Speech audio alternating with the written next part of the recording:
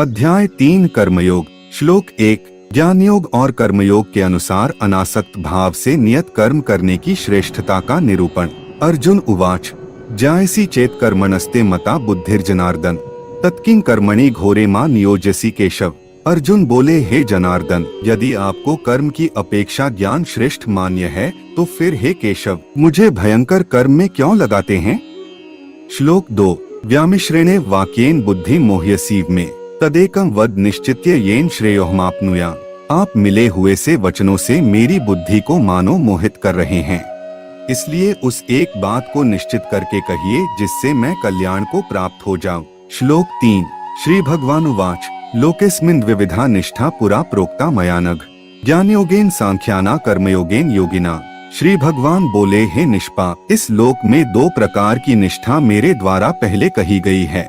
साधन की परिपक्व अवस्था अर्थात पराकाष्ठा का नाम निष्ठा है। उनमें से सांख्य योगियों की निष्ठा तो ज्ञान योग से और योगियों की निष्ठा कर्मयोग से होती है। माया से उत्पन्न हुए संपूर्ण गुण ही गुणों में बरतते हैं, ऐसे समझकर तथा मन, इंद्रिय और शरीर द्वारा होने वाली संपूर्ण क्रियाओं में कर्तापन के अभिमान से रहित होकर सर्वव्यापी सच्चिदानंद घन परमात्मा में एक ही भाव से स्थित रहने का नाम ज्ञान योग है। इसी को संन्यास, सांख्य योग आदि नामों से कहा गया है। फल और आसक्ति को त्याग कर भगवदाज्ञानुसार केवल भगवदर्थ समत्व बुद्धि से कर्म करने का नाम निष्काम कर्मयोग है। इसी को समत्व योग, बुद्धि योग, कर्मयोग, तदर्थ कर्म, मदर्थ कर्म, मतकर्म आदि नामों से कहा गया है। श्लोक 4। न कर्मणाम नारंभान्नैष कर्मे पुरुषोषुते न च संन्यसनादेव सिद्धिं समधिगच्छति। मनुष्य न तो कर्मों का आरंभ किए बिना निष्कर्मता को यानी योग निष्ठा को प्राप्त होता है और न कर्मों के केवल त्याग मात्र से सिद्धि यानी सांख्य निष्ठा को ही प्राप्त होता है। जिस अवस्था को प्राप्त हुए पुरुष के कर्म अकर्म हो जाते हैं अर्थात फल उत्पन्न नहीं कर सकते, उस अवस्था का नाम निष्कर्मता है।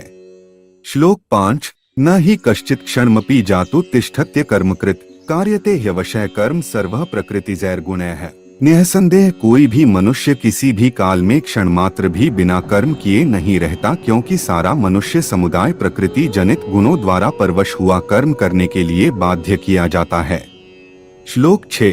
कर्मेन्द्रियाणि संयमय य आस्ते मनसा स्मरन् इंद्रियार्थान विमूढ़ात्मा मिथ्याचारः स उच्यते। जो मूढ़ बुद्धि मनुष्य समस्त इंद्रियों को हठपूर्वक ऊपर से रोककर मन से उन इंद्रियों के विषयों का चिंतन करता रहता है, वह मिथ्याचारी अर्थात दंभी कहा जाता है।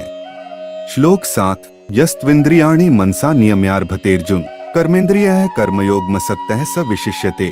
किंतु हे अर्जुन, जो पुरुष मन से इंद्रियों को वश में करके अनासक्त हुआ समस्त इंद्रियों द्वारा कर्मयोग का आचरण करता है, वही श्रेष्ठ है। श्लोक 8। नेतं कुरु कर्म त्वं कर्म ज्यायो ह्यकर्मणः शरीर यात्रापि चते न प्रसिद्धेत कर्मणः। तू शास्त्र विहित कर्तव्य कर्म कर, क्योंकि कर्म न करने की अपेक्षा कर्म करना श्रेष्ठ है तथा कर्म न करने से तेरा शरीर निर्वाह भी नहीं सिद्ध होगा। श्लोक 9। यज्ञादि कर्मों की आवश्यकता का निरूपण। यज्ञार्थात कर्मणोऽन्यत्र लोकोऽयं कर्म बंधनः तदर्थं कर्म कौन्तेय मुक्त संगः समाचर। यज्ञ के निमित्त किए जाने वाले कर्मों से अतिरिक्त दूसरे कर्मों में लगा हुआ ही यह मनुष्य समुदाय कर्मों से बंधता है। इसलिए हे अर्जुन, तू आसक्ति से रहित होकर उस यज्ञ के निमित्त ही भली भांति कर्तव्य कर्म कर। श्लोक 10। सह्यज्ञाः प्रजाः सृष्टा पुरोवाच प्रजाप्तिः अनेन प्रस्विष्य ध्वमेश वोस्त्विष्ट कामधुक्। प्रजाप्ति ब्रह्मा ने कल्प के आदि में यज्ञ सहित प्रजाओं को रचकर उनसे कहा कि तुम लोग इस यज्ञ द्वारा वृद्धि को प्राप्त हो और यह यज्ञ तुम लोगों को इच्छित भोग प्रदान करने वाला हो। श्लोक 11। देवान् भाव्यतानेन्ते देवा भाव्यन्तु वः परस्परं भाव्यन्तः श्रेयः परं वाप्स्यथ। तुम लोग इस यज्ञ द्वारा देवताओं को उन्नत करो और वे देवता तुम लोगों को उन्नत करें। इस प्रकार निःस्वार्थ भाव से एक दूसरे को उन्नत करते हुए तुम लोग परम कल्याण को प्राप्त हो जाओगे। श्लोक 12। इष्टान भोगान ही वो देवा दास्यन्ते यज्ञ भाविताः तैर्दत्तान प्रदायभ्यो यो भुंक्ते स्तेन एव सः। यज्ञ द्वारा बढ़ाए हुए देवता तुम लोगों को बिना मांगे ही इच्छित भोग निश्चय ही देते रहेंगे। इस प्रकार उन देवताओं द्वारा दिए हुए भोगों को जो पुरुष उनको बिना दिए स्वयं भोगता है वह चोर ही है। श्लोक 13। यज्ञशिष्टाशिनः संतो मुच्यन्ते सर्वकिल्बिषयः भुंजते ते त्वघन पापा ये पचन्त्यात्म कारणात्। यज्ञ से बचे हुए अन्न को खाने वाले श्रेष्ठ पुरुष सब पापों से मुक्त हो जाते हैं, और जो पापी लोग अपना शरीर पोषण करने के लिए ही अन्न पकाते हैं वे तो पाप को ही खाते हैं। श्लोक 14-15 अन्नात् भवन्ति भूतानि पर्जन्यादन्न संभवः यज्ञात् भवति पर्जन्यो यज्ञः कर्मसमुद्भवः कर्म ब्रह्मोद्भवं विद्धि ब्रह्माक्षर समुद्भवम् तस्मात् सर्वक्तं ब्रह्मा नित्यं यज्ञे प्रतिष्ठितम्। संपूर्ण प्राणी अन्न से उत्पन्न होते हैं, अन्न की उत्पत्ति वृष्टि से होती है, वृष्टि यज्ञ से होती है, और यज्ञ विहित कर्मों से उत्पन्न होने वाला है। कर्म समुदाय को तू वेद से उत्पन्न और वेद को अविनाशी परमात्मा से उत्पन्न हुआ जान। इससे सिद्ध होता है कि सर्वव्यापी परम अक्षर परमात्मा सदा ही यज्ञ में प्रतिष्ठित है।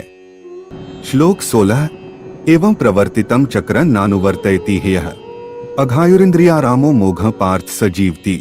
हे पार्थ, जो पुरुष इस लोक में इस प्रकार परंपरा से प्रचलित सृष्टि चक्र के अनुकूल नहीं बरतता अर्थात अपने कर्तव्य का पालन नहीं करता, वह इंद्रियों द्वारा भोगों में रमण करने वाला पापायु पुरुष व्यर्थ ही जीता है। श्लोक 17 ज्ञानवान और भगवान के लिए भी लोक संग्रहार्थ कर्मों की आवश्यकता। यस्त्वात्मर्तिरेव स्यादात्मतृप्तश्च मानवः आत्मन्येव च संतुष्टस्तस्य कार्यं न विद्यते। परंतु जो मनुष्य आत्मा में ही रमण करने वाला और आत्मा में ही तृप्त तथा आत्मा में ही संतुष्ट हो, उसके लिए कोई कर्तव्य नहीं है। श्लोक 18 संजय उवाच नैव तस्य कृतेनार्थो न कृतेने कश्चन न चास्य सर्वभूतेषु कश्चिदर्थव्यपाश्रयः। उस महापुरुष का इस विश्व में न तो कर्म करने से कोई प्रयोजन रहता है और न कर्मों के न करने से ही कोई प्रयोजन रहता है, तथा संपूर्ण प्राणियों में भी इसका किंचन मात्र भी स्वार्थ का संबंध नहीं रहता। श्लोक 19 तस्मात् सक्तः सत्तं कार्यं कर्म समाचर असक्तो ह्याचरन् कर्म परमाप्नोति पुरुषः। इसलिए तू निरंतर आसक्ति से रहित होकर सदा कर्तव्य कर्म को भली भांति करता रहे, क्योंकि आसक्ति से रहित होकर कर्म करता हुआ मनुष्य परमात्मा को प्राप्त हो जाता है। श्लोक 20 कर्मणैव हि संसिद्धिमास्थिता जनकादयः लोक संग्रह में वापि संपश्यन कर तुमर्हसि। जनकादि ज्ञानी जन भी आसक्ति रहित कर्म द्वारा ही परम सिद्धि को प्राप्त हुए थे, इसलिए तथा लोक संग्रह को देखते हुए भी तू कर्म करने के ही योग्य है, अर्थात तुझे कर्म करना ही उचित है। श्लोक 21 यद्यदाचरति श्रेष्ठस्तत्तदेवेत्रो जनः स यत् प्रमाणं कुरुते लोकस्तदनुवर्तते। श्रेष्ठ पुरुष जो जो आचरण करता है, अन्य पुरुष भी वैसा वैसा ही आचरण करते हैं। वह जो कुछ प्रमाण कर देता है, समस्त मनुष्य समुदाय उसी के अनुसार बरतने लग जाता है। यहाँ क्रिया में एक वचन है, परंतु लोक शब्द समुदायवाचक होने से भाषा में बहुवचन की क्रिया लिखी गई है। श्लोक 22 न मे पार्थास्ति कर्तव्यं त्रिषु लोकेषु किंचन नान्वाप्तं वाप्तव्यं वर्त एव च कर्मणि।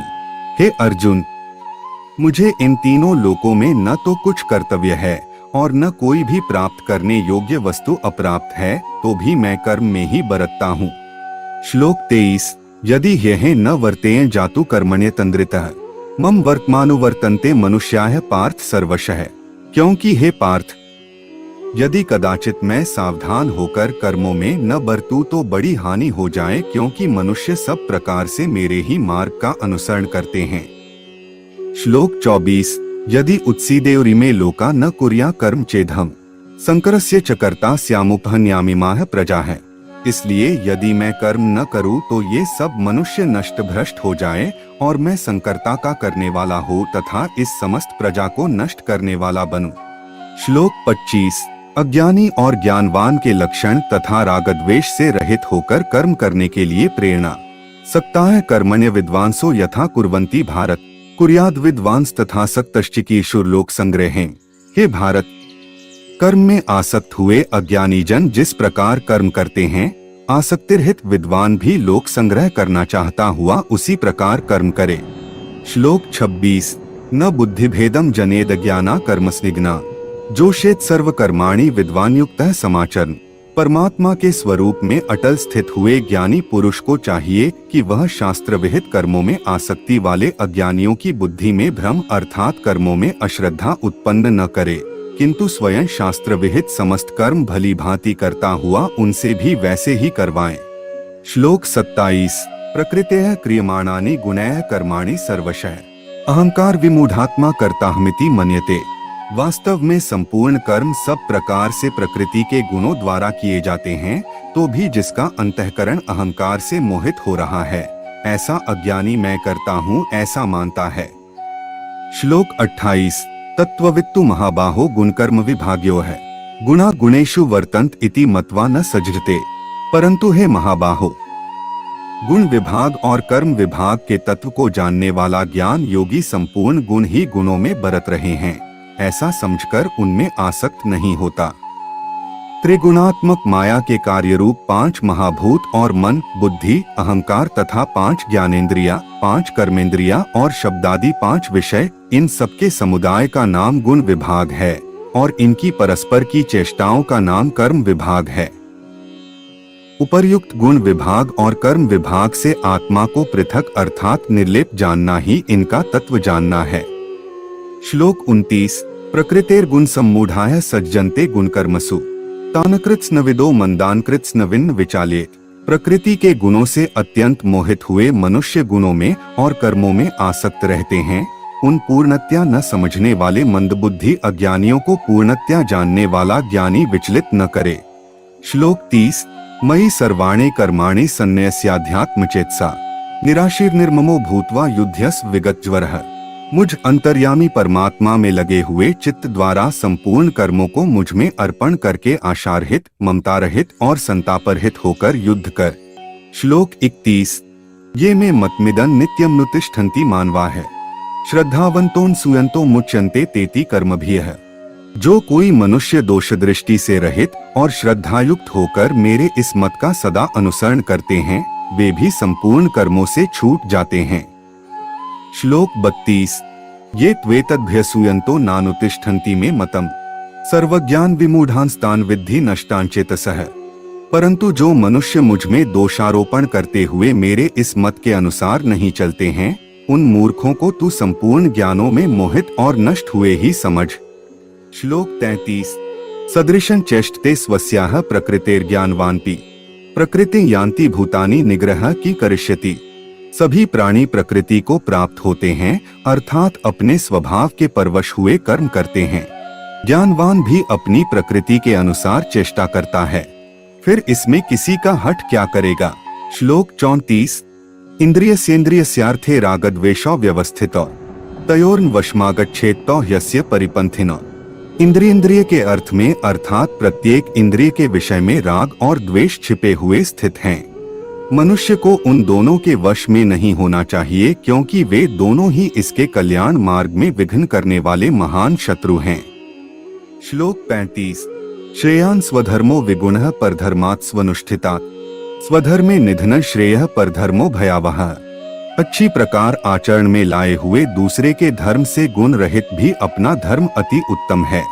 अपने धर्म में तो मरना भी कल्याणकारक है और दूसरे का धर्म भय को देने वाला है।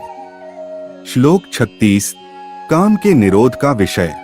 अर्जुन उवाच अथ केन प्रयुक्तोऽयं पापं चरति पुरुषः अनिच्छन्नपि वार्ष्णेय बलादिव नियोजितः। अर्जुन बोले, हे कृष्ण, तो फिर यह मनुष्य स्वयं न चाहता हुआ भी बलात् लगाए हुए की भांति किससे प्रेरित होकर पाप का आचरण करता है। श्लोक 37। श्री भगवानुवाच काम एष क्रोध एष रजोगुण समुद्भवः महाश्नो महापापमा विद्धेन में वैरिणम। श्री भगवान बोले, रजोगुण से उत्पन्न हुआ यह काम ही क्रोध है। यह बहुत खाने वाला अर्थात भोगों से कभी न अघाने वाला और बड़ा पापी है। इसको ही तू इस विषय में वैरी जान। श्लोक 38। धूमेनाव्रियते वह्निर्यथादर्शो मलेंच यथोल्बेनावृतो गर्भस्तथा तेनेद्मावृतम। जिस प्रकार धुएं से अग्नि और मैल से दर्पण ढका जाता है तथा जिस प्रकार जेर से गर्भ ढका रहता है, वैसे ही उस काम द्वारा यह ज्ञान ढका रहता है। श्लोक 39।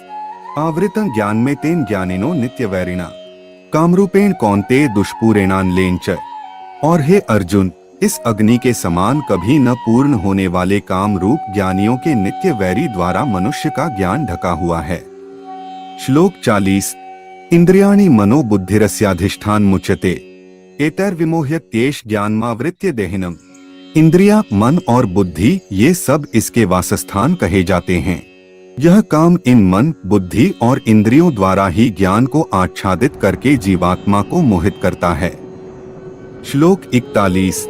तस्मात् त्वमिन्द्रियाण्यादौ नियमय भर्तर्षभ पापमानव प्रजिह्येनम् ज्ञान विज्ञान नाशन।